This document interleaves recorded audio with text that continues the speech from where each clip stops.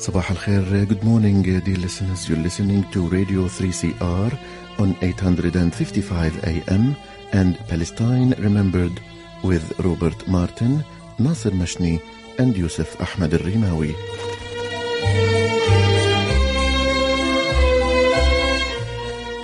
Palestine Remembered is Australia's only English language radio program that is totally dedicated to Palestine. We'd like to welcome those listening on 855 and those that will join us on podcast at 3cr.org.au.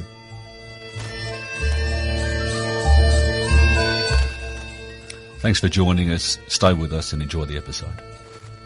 Bringing you the news and views and the untold side of the Palestinian struggle for freedom from a Palestinian perspective. Good morning, listeners, and welcome to another episode of Palestine Remembered. This week, a special episode encapsulating last week's Nakba protest. First up, Zena Faris is going to share her family story. Hi, everyone.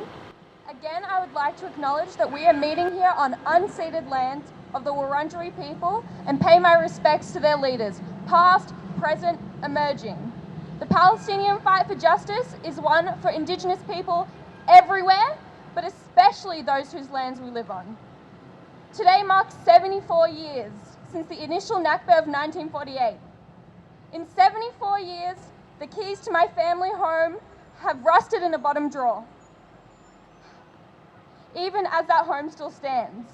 When I finally returned to Palestine, my great-grandmother's prized garden, the backdrop to my mother's stories, lay in disrepair. The ramifications of this catastrophe are seen in oppression and violence, but also in silence. It is the erasure of our existence and my great-grandmother's dying fig trees.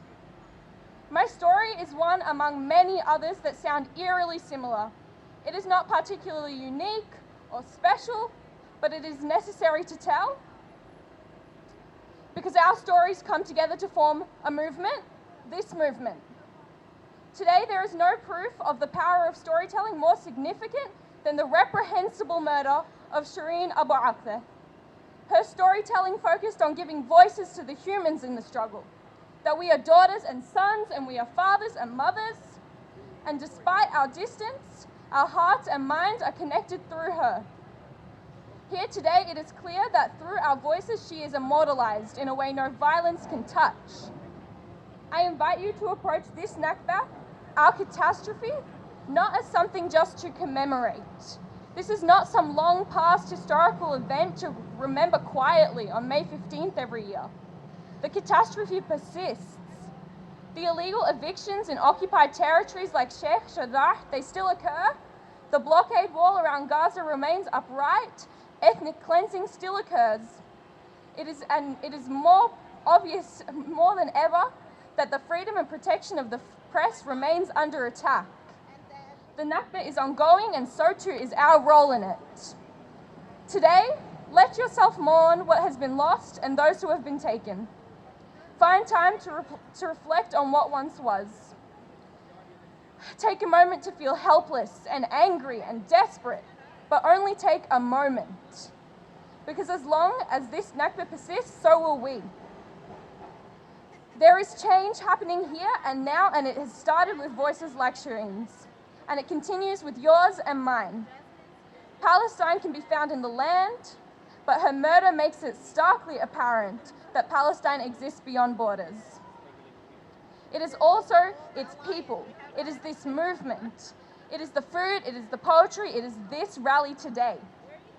But most of all, Palestine is alive and found in our voices and our stories as we shout that we are here and we exist unapologetically. Tonight, we put aside our mourning, and tomorrow and every day following that, we fight for what is yet to be gained, for what will be returned. Because the rust, it can be removed from the keys, and we can return to our homes, and we can sow new seeds in our grandmother's gardens. And tomorrow, Palestine will be free. Thank you. That was the amazing Zena Faris. Next, Muayyad Ali, sharing his own personal experiences. Good afternoon. Assalamu alaikum wa rahmatullah wa barakatuh. I acknowledge and pay respect to the Wurundjeri people of Kulin Nation, whose land I live and work upon, always was, always will be Aboriginal land, always was, always will be Aboriginal land.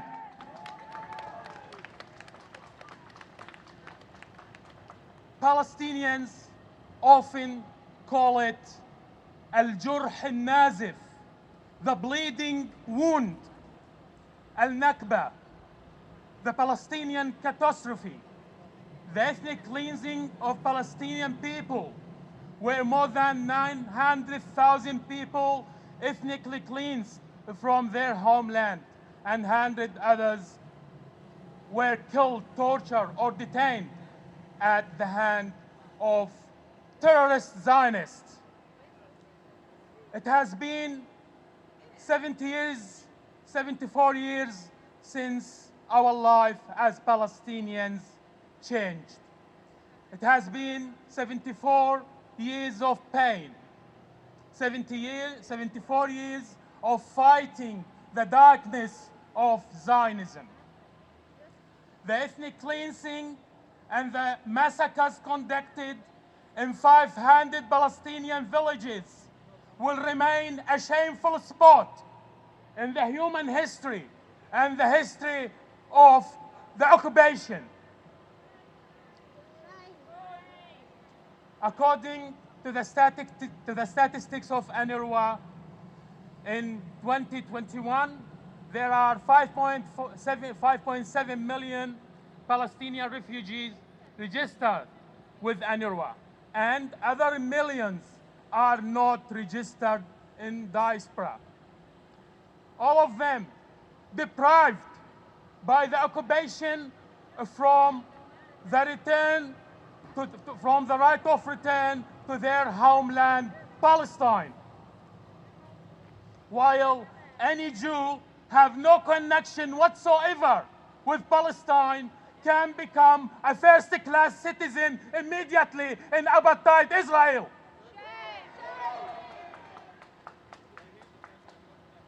The Resolution 194 by the General Assembly 1948 clearly gives the right to the Palestinian people to return to their homes.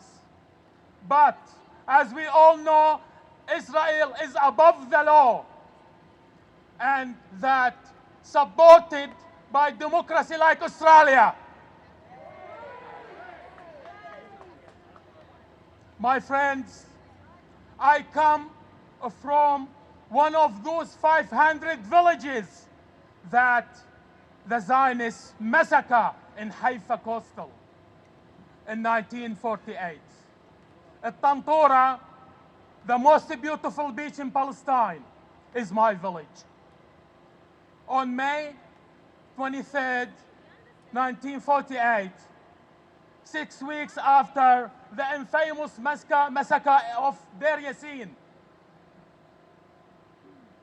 and 1 week after the shameful declaration of the Zionist entity, Alexandroni Brigade, Alexandroni the terrorist brigade, attacked my village from sea and land. The Zionist terrorists started killing any man walking in the village. Before they went house to house, killing, torturing, detaining all men over 70 years old, either killed or detained. They gathered all the men on the beach and asked them to dig graves of their own. After they finished digging, the Zionists shot them dead. Also, any women showed any form of resistance was killed. The night was a turning moment in the history of our peaceful village. Forever. More than 250 were killed and 100 others detained. Because of my grandfather was killed 1 year before the massacre at the hands of the British soldier, My grandmother didn't know where to go after the massacre, especially after the Zionists detained her older son. She walked on foot with her 6 kids, including my father, who was 13 years old, along with her sister with her 7 kids, to the nearest village, Al-Fradis, where they were expelled again by the Zionists to the West Bank. In the West Bank, the family journey of refugees started and not ended until this moment. In the West Bank, there was no UNHCR, no UNRWA, or any kind of a humanitarian organization to look after refugees. So my grandmother ended up in a truck going to Iraq, while her sister ended up in a truck going to Syria. The family separated in 2 different countries.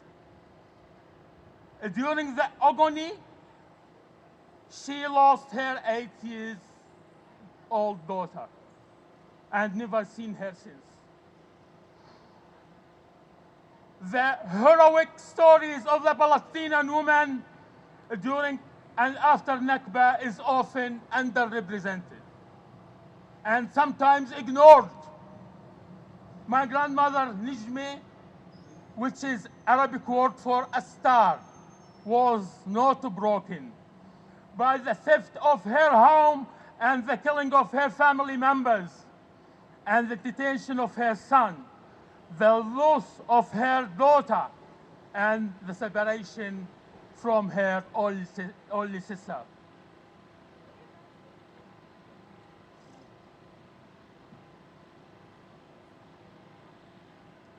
She embarked an extraordinary journey to Iraq, a country she had known no one in. This widow learned to become a midwife, to be independent and to support her kids. Not only she did raise her 6 kids, but also 20 orphans from the extended family. Most Iraqis local know her and call her Jadda, the Iraqi word for grandmother. She was able to work until she reached 80 years old. And the only hope for her was to return and swim in Tantura Beach. Her name was a star. And indeed, she was a star. And forever, her story will remain in our hearts.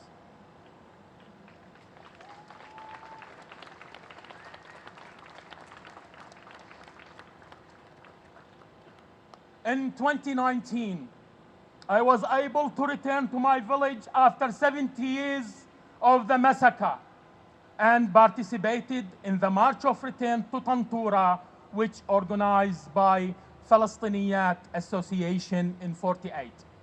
When I reached the village and my friend parked her car, she told me, now we are standing on what used to be the cemetery of Tantura, and your grandfather might be buried here. The village was demolished after the massacre to erase the crimes from the history of the Zionism, and has been replaced by 2 Israeli resorts, Dur and Nahshalim.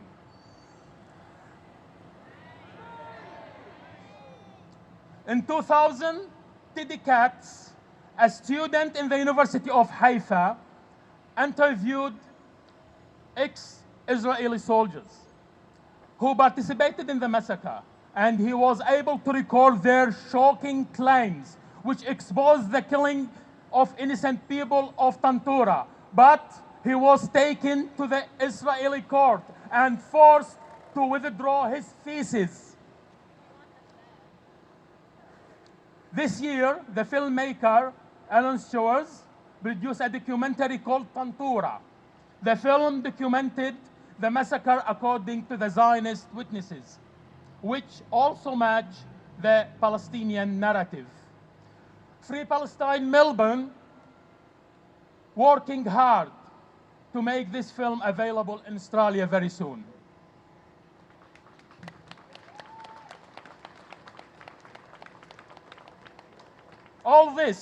All this will bring us to the current crime of the assassination of the exceptional woman Shireen Abu Akleh. An exceptional woman who dedicated her life to tell the truth about the reality of life under the occupation. Family member who was always under the occupation. She was considered by most Palestinians and Arabs around the world as a family member who was always present in the middle of the hot events to show the ugly and real face of the brutal occupation. Shireen was a family member, lived with us in our family rooms for 25 years. For example, the world learned the Second Intifada from Shireen. They learned the Gaza wars from Shireen. They learned Sheikh Jarrah and Al-Aqsa from Shireen Abu Akleh.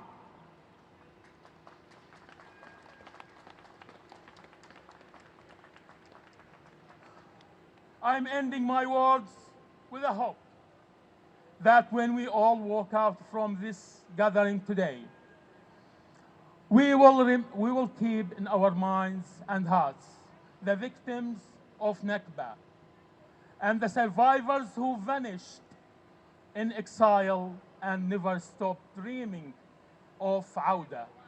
We shall return. Free, free Palestine! A very powerful and moving piece by Muayyad. Sit back and enjoy the next couple of minutes as Asil Taya sings Mawtini. موطني الجلال والجمال والثناء والبهاء في رباك والحياة والنجاة والهناء والرجاء في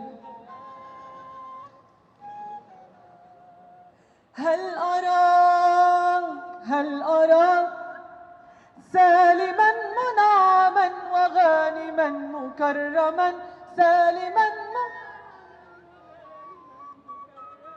هل أراك في علاك تبلغ السماك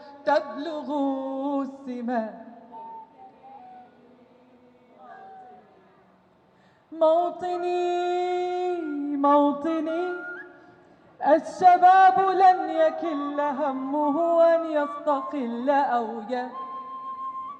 أو يبيد نستقي من الردى ولن نكون للعدا كالعبيد لا نريد أعلى لا نريد ذلنا المؤبدا وعيشنا المنكدا ذلنا المؤبدا وعيشنا المنكدا لا نريد بل نعيد مجدنا التليد موطني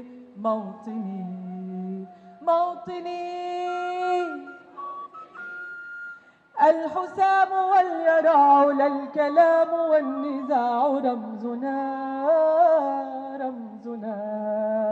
مجدنا وعهدنا وواجب من الوفا يهزنا عزنا غاية تشرف وراية ترفرف غاية تشرف وراية ترفرف يا هناك في علاك قاهرا عيدك قاهرا عيدك موطني موطني موطني. That was Asil Taya, never fails to bring a tear to my eye. Hasib Ali is going to share their story on their first trip to Palestine. The first and only time I went to Palestine was in 2017. I was only visiting. I didn't go as a Palestinian. I saw my homeland as an Australian tourist. Legally, that's all I can go as. Colonies recognize other colonies. It's why I could enter Israel's colonial project with my Australian passport, but not as Palestinian. Fake countries create fake borders and police who gets to cross them and on what terms. I am a settler on Wurundjeri country in the Eastern Kulin Nation. I was born stateless in 1996. I inherited refugee status from my father, who was born stateless himself, also inheriting refugee status. My grandparents fled Palestine in 1948 as the Zionists began genociding their hometowns. My grandfather is from Hittin. My grandmother is from Tarshiha.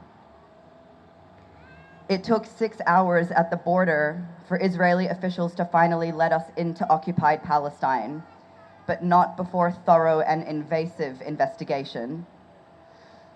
We tried to see as much of Palestine as possible in the short 10 days that we were there, crossing checkpoints and driving roundabout routes to get from A to B. We couldn't enter mosques or landmarks without Israeli militia questioning us first. We went back to my grandfather's Hittin, which had been demolished and paved over, barricaded by guards and boom gates. We went back to my grandmother's Tarshiha, expecting only to walk through, sit with the land, take photos to send to her. We stopped at a kiosk for water and coffee and chatted to the shop owner. He asked us what we were doing here, and we told him, and then he asked for my grandmother's name. And then we were waiting for 2 men to meet us at the shop, and then we were following their car up the hill, and then we were sitting in their living room eating fruit and drinking tea. My grandmother was 6 years old when she fled Tarshiha with her family in 1948. Years later, her cousin returned to the occupied town, and they have been there since. Visiting Palestine in 2017, we met family we didn't even know we had, connections lost, and histories unwritten. We went to Tarshiha thinking there would be no one there for us, and that we would have to connect back to the land from scratch. In the end, this wasn't true. We were really lucky, but the majority of Palestinians across the diaspora aren't. It doesn't matter. We are all connected to Palestine. We always will be, whether or not we still have family there. My grandmother died last July. This is my first Nakba day without any direct ancestors who remember a free Palestine. Zionists mistakenly believe that the old will die and the young will forget. But Palestine is in my spirit. It is in my body. It is in my father's body, and it was in my grandparents' bodies. It will be in our children's bodies too. We will return to Palestinian soil as Palestinians, and we will know with every inch of our being that this land, from the Jordan River to the Mediterranean Sea, is ours. Thank you. The wonderful Hasib Ali. Next up, Meher Maghribi is going to share his thoughts on Shireen Awakle. Good afternoon. Assalamu alaikum. I would like to say to all the indigenous people in this country, to the Wurundjeri people above all of the Kulin Nation, that I look forward to the day when we meet you at the rendezvous of freedom. Freedom for the Palestinians and for all indigenous peoples.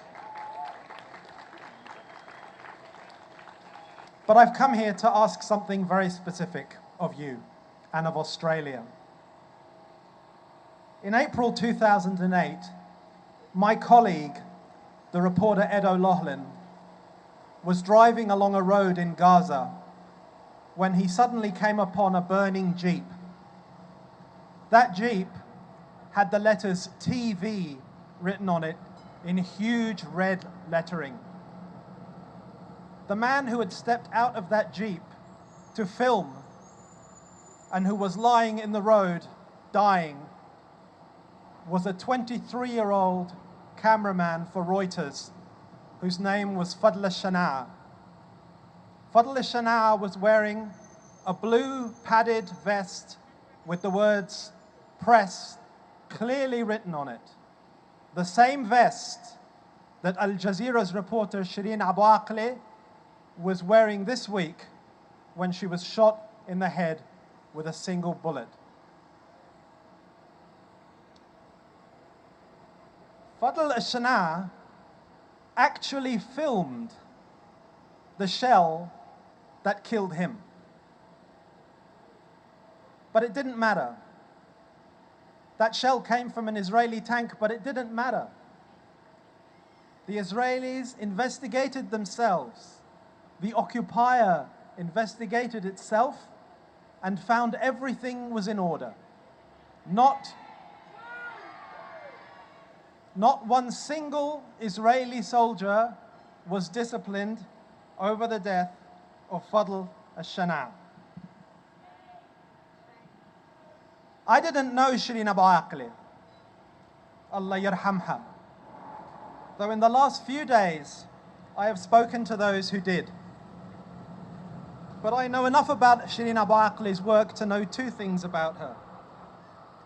The first thing I know is that she would have rejected the idea of her own death as something that should be commemorated or acted on specially over and above the deaths and the injuries of the countless Palestinians who experienced the violence of Israel's occupation and Israel's rule every single day. She devoted her life to ensuring that those people's stories were told and that they were in the foreground, not hers.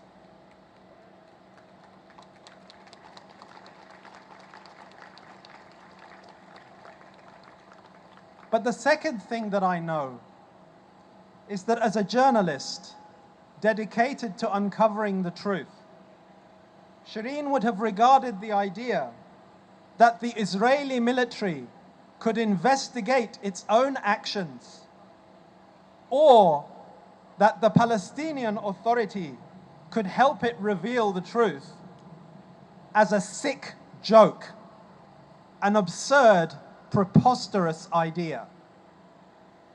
Which is why I say to all of you gathered here today, you must insist upon an independent investigation of this crime. And you must urge your leaders to back such an independent investigation. And you should urge your leaders to back the International Criminal Court in its efforts to hold the Zionists accountable.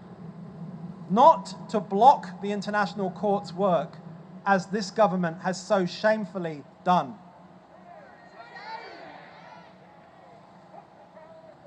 When you do this, you are doing it not just for Shireen Abu Akleh's sake. You are doing it not just for Fadl al-Shana'a's sake. You are doing it for the sake of every Palestinian trying to live their lives free of the lies and the chains and the brutality of a state that has dispossessed them and tortured them for decades. It is time to stand up for justice. It is time to stand up for transparency. It is time to stand up for freedom. It is time, past time, to stand up for Palestinians. Thank you very much. Fantastic, Mehan Maghribi. I'm sure you'll agree, a fantastic lineup of speeches. Thanks for listening. Tell your friends. Be sure to share the podcast. And remember, there's never been a better time for a free Palestine.